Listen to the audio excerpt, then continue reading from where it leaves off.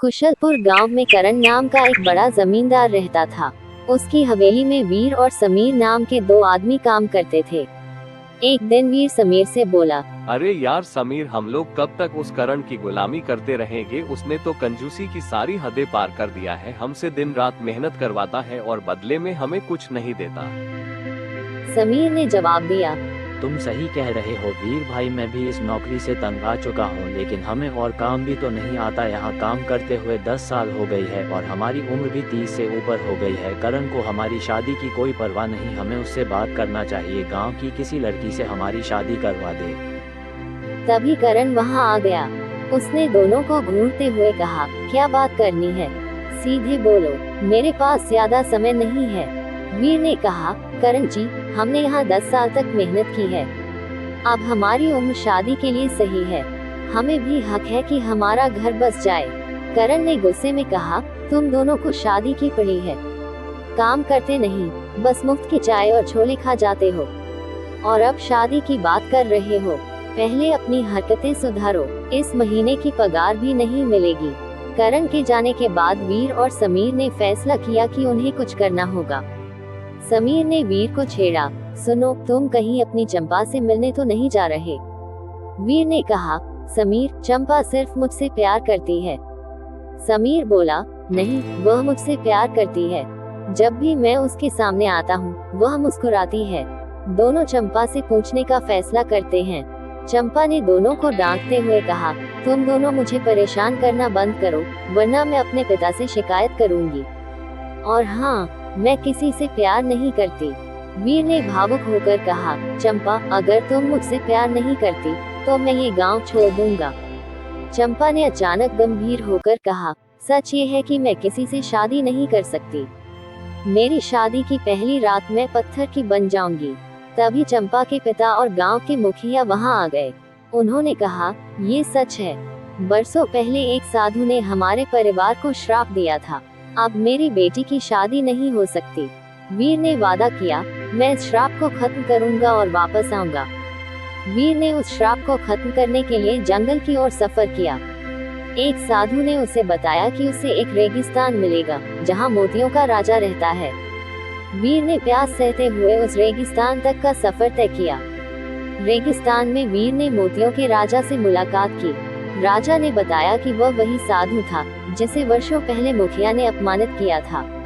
वीर ने राजा से माफी मांगी और उसे समझाया कि गलती किसी एक की थी, पूरे परिवार की नहीं। राजा ने श्राप को खत्म कर दिया।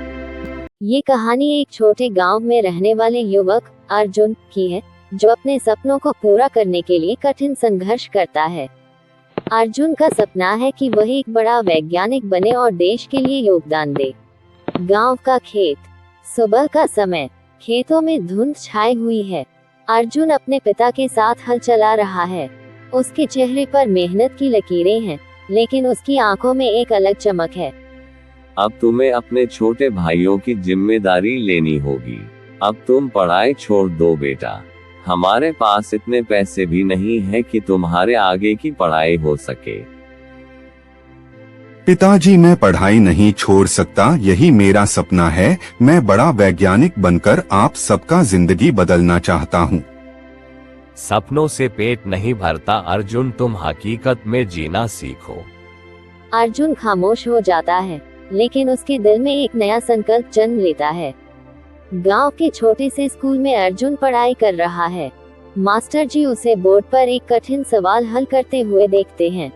अर्जुन, तुम्हारा गणित तो कमाल का है, अगर सही मार्गदर्शन मिले तो तुम देश के बड़े वैज्ञानिक बन सकते हो। लेकिन सर जी, आगे की पढ़ाई के लिए पैसे कहाँ से लाऊंगा? मैं तुम्हारी मदद करूंगा। मैं तुम्हारे लिए एक स्कॉलरशिप का फॉर्म लाऊंगा। अगर मेहनत करोगे तो यह मौका तुम्हारे हाथ से नहीं जाएगा। अर्जुन के चेहरे पर उम्मीद की किरण झलकती है। अर्जुन स्कॉलरशिप पाकर शहर पहुंचता है। वह नए माहौल और बड़े कॉलेज के छात्रों के बीच खुद को कमजोर महसूस करता है। एक दिन वह लाइब्रेरी में अकेला बैठा पढ़ाई कर रहा होता है। वरुण, एक सहपाठी जो अमीर परिवार से है, अरे भाई, गांव से आए हो ना, ये बड़ा कॉलेज तुम्हारे बस की बात नहीं, वापस लौट जाओ। मेरे पास केवल मेहनत है, देख लेना, एक दिन में तुमसे आगे जरूर निकलूंगा। अर्जुन वरुण की बातों को चुनौती के रूप में लेता है और दोगुनी मेहनत करने का निश्चय करता है। अर्जुन का संघर्ष जारी है। एक दिन उसकी माँ बीमार पड़ जाती है और उसके पिता उसे गांव लौटने के लिए बुलाते हैं। तेरी माँ का तबीयत खराब है बेटा, अब तो घर लौटा। पिताजी, मैं माँ के लिए कुछ बड़ा करना चाहता हूँ, आप मुझे थोड़ा और समय दीजिए। ठीक है बेटा, ऊपर वाला तुम्हारे साथ है। 3 साल बाद अर्जुन ने अपने कॉलेज में टॉप किया और एक बड़ी रिसर्च कंपनी में काम करने का मौका पाया। वह गांव लौटता है। पिता गर्व से, अर्जुन, तूने मेरे डर को गलत साबित कर दिया। मैं तुझसे नाराज नहीं बल्कि बहुत खुश हूँ। अर्जुन माँ के पैरों में बैठकर, माँ, आपकी दुआओं के बिना मैं यहाँ तक नहीं पहुँच पाता। अब आपको कभी परेशान नहीं होना पड़ेगा। माँ मुस्कुराते हुए, तूने हमारे सपनों से भी बड़ा सपना देखा बेटा।